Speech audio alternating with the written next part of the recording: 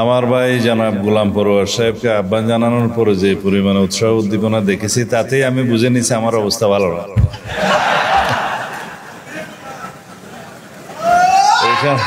আছে না, আপনারা অনেকে টায়ার্ড হয়ে গেছেন বক্তৃতা শুনতে শুনতে, সেই জন্য এখানে আমি আর আমার ভাই হাসনাতি হচ্ছে অড নাম্বার আর কি, শার্ট প্যান্ট, আরো একজন আছে। আমরা রাষ্ট্র পরিচালনার দায়িত্বে নিয়োজিত হতে পারি জনগণের সমর্থনে, মহান আল্লাহ রাব্বুল আলামিনের রহমতে। তাহলে আমরা প্রাথমিক পর্যায়ে ধর্ম ও নৈতিকতা বিষয়ে শিক্ষক নিয়োগের জন্য পদ সৃজন এবং নিয়োগের ব্যবস্থা নেব ইনশাআল্লাহ। কেউ তো তালি দিল, কেউ তো এগ্রিড হল। যে বিষয়ে কথা বলতে আসলাম সেই বিষয়ে প্রতিশ্রুতি দেওয়ার পরে যদি ঠান্ডা থাকে তাহলে কিভাবে হবে?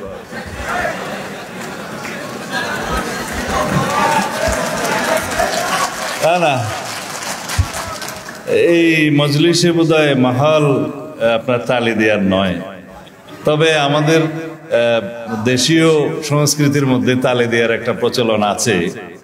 পার্লামেন্টও আমরা টেবিল চাপড়িয়ে সেটা স্বাগতম জানাই, এটা হচ্ছে প্রচলিত রীতি। যাই হোক, আমি বুঝে নিয়েছি এখানে সবই হযরত উলামায়ে কেরাম, আমি হয়তো এখানে একমাত্র বাঙাল, সেই জন্য হইতে পারে। যাই হোক, বাংলাদেশের যে জনসমষ্টি, আমরা যেহেতু স্ট্যাটিস্টিক্সটা বাংলাদেশে সবসময় সঠিকভাবে জানা যায় না, এবং স্ট্যাটিস্টিক্যালি বাংলাদেশের সব সূচক নির্ধারণ করা হয় পৃথিবীর অন্যান্য দেশের মতো, কিন্তু স্ট্যাটিস্টিক্সই গন্ডগোল সর্ববিষয়ে। কোথাও দেখা হয় খাদ্যে স্বয়ংসম্পূর্ণ, আসলে না। আর কোথাও দেখা হয় জনসংখ্যা 16.5 কোটি অথবা 15 কোটি, আসলে 18 কোটি। যেহেতু পার হেড যে ইনকাম বা জিডিপি হিসাব করা হয় তাতে গন্ডগোল দেখানোর জন্য এটা অতীতে হয়েছে। আমাদের সর্বাগ্রে পরিসংখ্যান ব্যুরোকে সঠিক তথ্য দিতে হবে, এটা ঠিক করতে হবে জাতির অগ্রগতির জন্য। তা না হলে আমরা কখনো পরিসংখ্যান পাই না। এই কথা এই জন্যই বলছি, আমরা কেউ বলি 90% মুসলমানের দেশ বাংলাদেশ, কেউ বলে 92% মুসলমানের দেশ বাংলাদেশ। তার মানে আদমশুমারির যে জরিপ, সেই জরিপটা আরো সঠিকভাবে আমাদের প্রণয়ন করতে হবে, একদম দশমিক সহ বলতে হবে। তারপরেও যদি ধরে নেই সর্বনিম্ন 90% মুসলমানের দেশ, এখানে ধর্মীয় প্রভাব যারা সংখ্যাধিক্য থাকে তাদের রাষ্ট্রের সমস্ত ক্ষেত্রে থাকে, এটাই স্বাভাবিক, এটাই নিয়ম। তবে অবশ্যই সংখ্যায় যারা কম, সংখ্যালঘু, বিভিন্ন ধর্মাবলম্বী, ধর্মগোষ্ঠী, জাতিগোষ্ঠী, ভাষাভাষী, বিভিন্ন সংস্কৃতি, তাদের স্বাধীনতা এবং নিরাপত্তা রক্ষা করা, নিশ্চিত করার দায়িত্ব সাংবিধানিকভাবে সকলের উপর, আমাদের সবার উপর। এটা বাংলাদেশের সংবিধান তাই বলে এবং তাই বলা উচিত। নীতিগত কথা হচ্ছে যে এই জাতি ধর্মীয় এবং নৈতিক মূল্যবোধের উপরে দাঁড়িয়ে থাকে, সেই জাতি কখনো পরাধীন থাকে না। যেই জাতি অধিকার করার জন্য, যেই জাতিকে অ্যাগ্রেশন করার জন্য, ইংরেজি শব্দগুলো সোজা, যে জাতির উপরে হেজিমনি ক্রিয়েট করার জন্য, মানে আধিপত্য বিস্তার করার জন্য, প্রথমে তাকে নীতি নৈতিকতায়, শিক্ষায়, সংস্কৃতিতে আঘাত করতে হয়।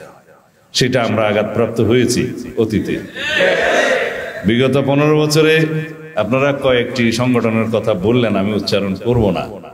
তার মধ্য দিয়ে আমাদেরকে প্রাথমিক এবং হাই স্কুল লেভেলে বিভিন্নভাবে শিক্ষার্থীদের মধ্যে দূষণ ছড়ানো হয়েছে অপসংস্কৃতির, এবং বিভিন্নভাবে এটা ধর্মীয় আধিপত্য, সাংস্কৃতিক আধিপত্য বিস্তারের চেষ্টা করা হয়েছে, যাতে জাতিকে গোড়া থেকেই ধ্বংস করে দেয়া যায়। তার বিপরীতে আমাদেরকে নৈতিক শিক্ষা, ধর্মীয় শিক্ষা, সামাজিক মূল্যবোধ এগুলো প্রতিষ্ঠা করতে হবে প্রাইমারি লেভেল থেকে সর্বপর্যায়ে। তাহলেই পরে আমরা জাতিগতভাবে শক্ত ভিত্তির উপরে, মূল্যবোধের ভিত্তির উপরে, ধর্মীয় মূল্যবোধের ভিত্তির উপরে, সামাজিক মূল্যবোধের ভিত্তির উপরে, পারিবারিক মূল্যবোধের ভিত্তির উপরে আমরা দাঁড়িয়ে থাকতে পারব। নীতি নৈতিকতাহীন অপসংস্কৃতিতে নিমজ্জিত কোনো জাতি ধ্বংস হতে বেশি সময় লাগে না। বলা হয়ে থাকে কোনো জাতিকে যদি ধ্বংস করতে হয় অ্যাটম বোমার চাইতে বেশি কার্যকর হলো যে সেই দেশের শিক্ষা ব্যবস্থাকে ধ্বংস করতে হবে। সেই জায়গায় আমরা প্রায় বোধহয় আক্রমণের শিকার হয়েছিলাম। এখন আমাদেরকে উদ্ধার হতে হবে। এই যে আমার ছোট ভাই বলে গেছে যে জিপিএ 5+ এই আরো কি কি বলে, গোল্ডেন 5, এগুলো দিয়ে বলা হয় যে এক লাইন হয়তো সে বলতে পারে না, বলে যে তুমি জিপিএ 5 পেয়েছো, এটা ইংরেজি বলতে পারে না, বিশ্ববিদ্যালয়ে ভর্তি হতে পারে না। এইভাবে শতকরা হারে, গড়পড়তা হারে পাশ দেখিয়ে আমাদের শিক্ষা ব্যবস্থাতে একটা ধস নামিয়ে দিয়েছে। এখান থেকে আমাদের মুক্তি পেতে হবে। আমাদের জাতিকে যদি আমরা পুনর্গঠন করতে চাই, আমি পুনর্গঠনটা এই জন্যই বললাম যে একটা ছাত্র জনতার গণ অভ্যুত্থান পরবর্তী পরিস্থিতিতে নতুন প্রত্যাশা, নতুন অঙ্গীকার অনুসারে এবং শহীদের অঙ্গীকার অনুসারে আমাদেরকে সেই আঙ্গিকে এই জাতি পুনর্গঠন করতে হবে। এখানে আপনারা প্রশ্ন তুলতে পারেন, জাতি কি আমরা নেই? জাতি আমরা অবশ্যই আছি, কিন্তু জাতি যায় সংস্কারের মধ্য দিয়ে, নতুন চাহিদার মধ্য দিয়ে, নতুন প্রত্যাশার মধ্য দিয়ে। সেই প্রত্যাশা অনুযায়ী আমাদের এখন আমরা রক্তস্নাত বাংলাদেশে যে প্রত্যাশা সৃষ্টি হয়েছে শহীদের অঙ্গীকার নিয়ে, আমাদেরকে সেই নতুন ভাবে জাতি পুনর্গঠন এবং নতুন বাংলাদেশ আমাদেরকে সৃজন করতে হবে। যেই বাংলাদেশে আমাদের প্রধানতম উদ্দেশ্য হবে সাম্য, মানবিক মর্যাদা, সামাজিক সুবিচার, ন্যায় বিচার প্রতিষ্ঠা করা।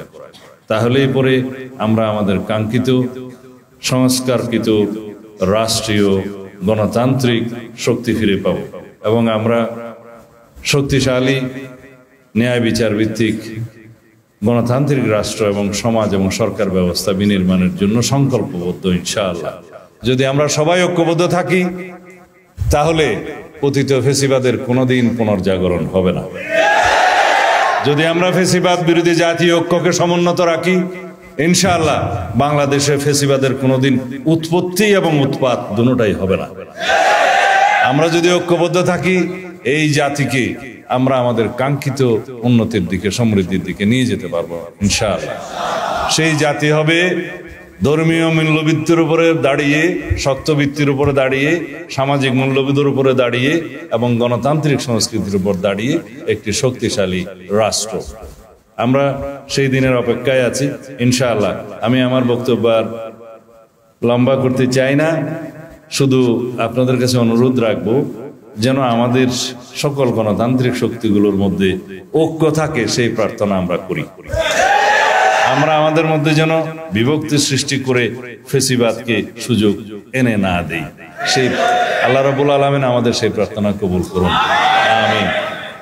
খোদা হাফেজ। আসসালামু আলাইকুম ওয়া রাহমাতুল্লাহ।